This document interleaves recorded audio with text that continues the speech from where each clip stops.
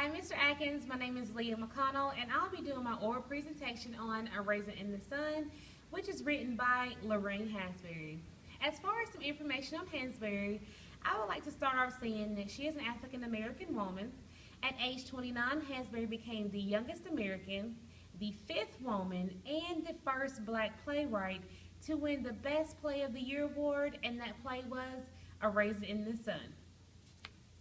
Now that I have given a little bit of information on Hansberry, I would like to talk about the characters of this story. So we have Lena Younger, which is Mama. She is Walter and Benita's mother. Mrs. Younger is the center of the family. She's very maternal, religious, and moral. Mama's dream is for her family to move up in the world. Her ultimate goal is to be able to purchase a home so that her and her family can live in a more suburban area and actually have financial freedom. The next character is Walter Lee Younger. He wants to be rich and come up with the plans to acquire wealth with his friends, especially Willie Harris. So his ultimate goal in this story is to become rich really quick. We also have Benita. Her name is Beanie. Again, she's Mama's daughter and Walter's sister. Benita, she's very smart and she attends college. She dreams of being a doctor and she struggles to determine her identity as a well-educated black woman. We also have Ruth Younger. She is Walter Lee's wife. They both have a son together named Travis. Her and Walter's marriage is facing troubled times but hope to move forward.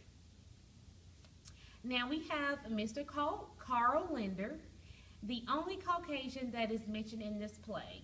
Mr. Linder is from the Claiborne Park, the neighborhood the Youngers seek to live at.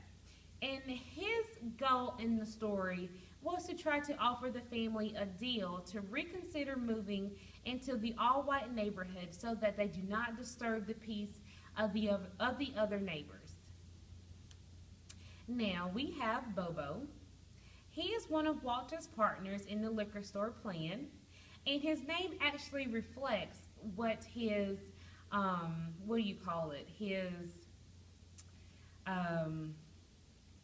don't know how to say this, but he's not really educated. So his name comes from that, Bobo. We also have Willie Harris. He is a friend of Walter Lee and the coordinator of the liquor store plan. Okay, so since we have discussed the characters of this play, I want to go ahead and move forward to the plot. I will talk about the setting, the time, as well as the plot elements. So the time this story took place was in the 1950s, and this place was in New York. The actual setting where the play took place was in the south side of Chicago, which is also referred to as the ghetto. Now, the plot elements are the exposition, the rising action, the climax, the falling action, and the resolution. So, the major conflict of this story is the Youngers were a working class black family having to struggle against the economic hardship and racial prejudice. The exposition of the story is when Mrs. Younger receives an insurance check for her deceased husband, Mr. Younger. Now, Mrs. Younger wants to invest the insurance money into a new home for her and her family, but Walter Lee wants his mom to give him the insurance check to invest in a liquor store. The rising action is when Ruth discovers that she is pregnant. Mama makes a down payment on the house, and Mama then gives the remaining insurance money to Walter Lee, and she also tells Walter Lee to save at least $3,000 to give to his sister for school tuition. The climax is when Bobo tells the Youngers that Willie has ran off with Walter Lee's money that he has invested in the liquor store. How about that? Your own friend take the money and do whatever they want to do with it? Now, the fallen action is when Walter refuses Mr. Linder's offer to not move. The Youngers move out of the apartment to their new house in the white neighborhood, and Benita finds new strength within herself.